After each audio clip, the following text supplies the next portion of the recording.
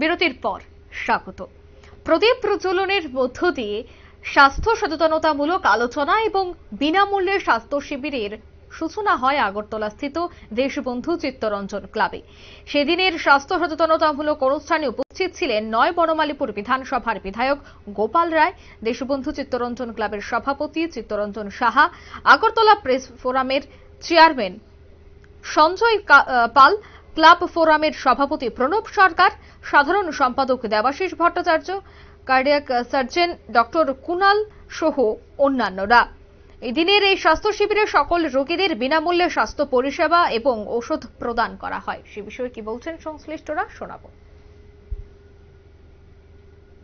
আবার আশীর্বাদ করেছেন, আমি সে কাজ করতে পারিনি, তো বলা উচিত। তপেশ আমার ছাত্র, চিত্তবাবু ভালো লোক, তারা সবসময় আমাকে প্রেশার দেয়। একটা লাইব্রেরি করে দিয়েছিলাম, একটা জিম স্যাংশন করে দিয়েছিলাম, চিত্তবাবু বলেছে, তপেশ বলেছে, কিন্তু এটা নিয়ে যাতে কাজটা না হয় একটু গন্ডগোল করছে।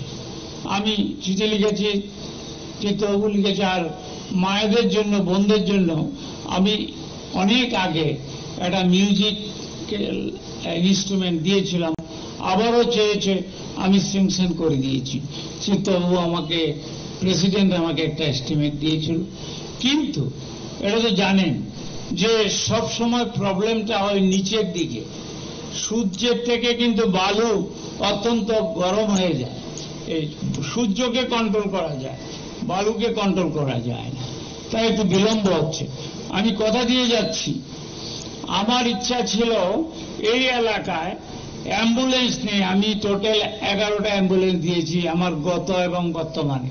কিছুদিন আগেও ওই যে চিত্তরঞ্জন, আপনারা শুনলেন তাদের বক্তব্য। আগরতলা ক্লাব ফোরামের চেয়ারম্যান সঞ্জয় পাল আজকের এই অনুষ্ঠানে উপস্থিত ছিলেন। ক্লাব ফোরামের সভাপতি প্রণব সরকার সহ প্রত্যেকের উপস্থিতিতেই এই অনুষ্ঠানের আয়োজন করা হয়েছে। স্বাস্থ্য সচেতনতামূলক আলোচনা এবং বিনামূল্যে স্বাস্থ্য শিবিরটির আজ আয়োজন করা হয়েছে আগরতলা স্থিত দেশবন্ধু চিত্তরঞ্জন ক্লাবে। নিয়ে নিচ্ছে ছোট্ট একটি বিজ্ঞাপন বিরতি, সঙ্গে থাকুন।